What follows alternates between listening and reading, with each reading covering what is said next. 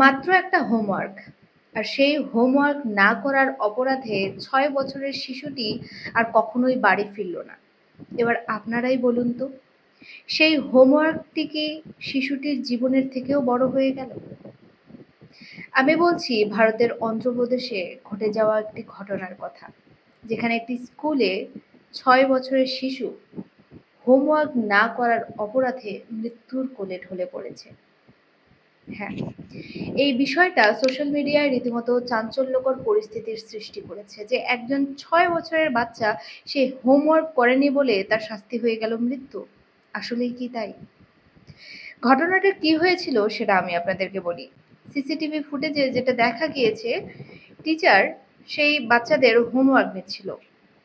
যখন সেই 6 বছরের শিশুটি হোমওয়ার্ক করেনি, অর্থাৎ সে হোমওয়ার্ক জমা দিতে পারেনি, তখন সেই টিচার তার গলার টাই ধরে টানছিল, জামা কাপড় ধরে টানাটানি করছিল, বকাবকি করছিল, এমনকি রীতিমতো তাকে থাপ্পড়ও মারে। আর থাপ্পড় খাওয়ার পরেই ছেলেটি একদম অজ্ঞান হয়ে নিথর হয়ে তার টিচারের কোলেই ঢলে পড়ে, এবং পরবর্তীতে যখন তাকে হসপিটালে নিয়ে যায় তখন ডাক্তার তাকে মৃত বলে ঘোষণা করে দেয়। একবার ভাবুন তো, কতটা ভয়ঙ্কর একটা বিষয়, যে শুধুমাত্র হোমওয়ার্ক করেনি বলে তার মৃত্যু হলো। হোমওয়ার্ক করেনি, ছোট্ট শিশু, 6 বছরের শিশু, সে ভালো মতো বোঝেও না। হোমওয়ার্ক করতে ভুলে যেতে পারে, খেলাধুলা করে সময় কাটাতে পারে, বা এরকম হতেই পারে। তাকে ভালোভাবে বোঝানো দরকার, বকাঝকা করা যায়, কিন্তু তাকে এভাবে মারা বা ভয় দেখানো, যেটা তার সাথে ঘটেছে ভয়, সেই ভয়ের কারণেই সে কিন্তু হার্ট ফেল করে মারা গেছে, এই ছোট্ট একটা শিশু। তাহলে এবার আপনারা বলুন তো, একটা বাচ্চার উপরে কতটা প্রেশার থাকলে সে এতটা ভয় পেতে পারে যে হার্ট ফেল হয়ে যায়? এবার আপনারাই বলুন, হোমওয়ার্ক কি একটা শিশুর জীবনের থেকেও বড়?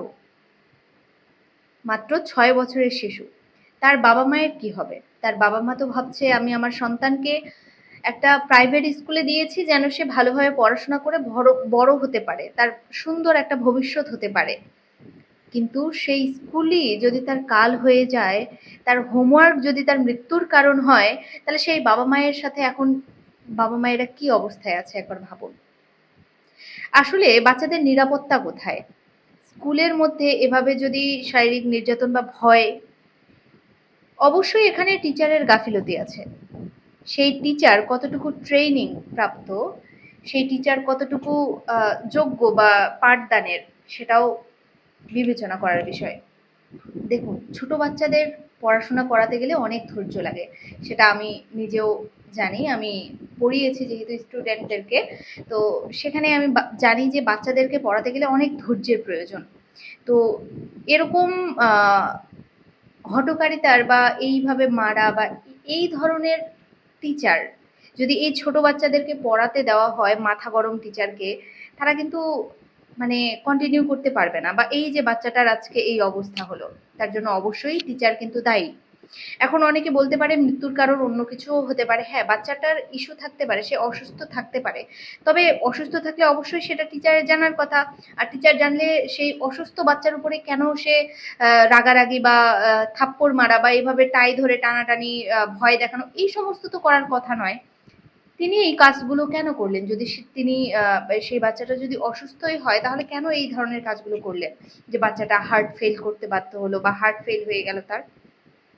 অবশ্যই এখানে টিচারের গাফিলতি আছে। যেখানে বাবা মায়েরা সন্তানকে টিচারদের ভরসায় স্কুলে রাখে, দিনের অনেকটা সময় তারা স্কুলেই কাটায়, সেখানে বাচ্চাদের অবশ্যই নিরাপত্তা নিয়ে প্রশ্ন ওঠে।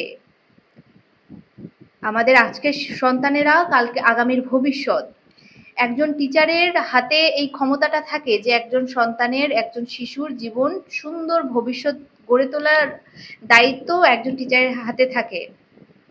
হ্যাঁ, কিন্তু তার হাতেই যদি একজন স্টুডেন্টের মৃত্যু হয়, সেটাও শুধুমাত্র হোমওয়ার্ক না করার অপরাধে, সেটা মেনে নেওয়ার মতো না। এই মৃত্যুর কারণটা অবশ্যই ময়নাতদন্ত করা হচ্ছে এখনো। অবশ্যই রিপোর্টটা সামনে আসবে, তার মৃত্যুর কারণ কি ছিল। যে শুধুমাত্র ভয়, নাকি অন্য কোনো কারণ ছিল।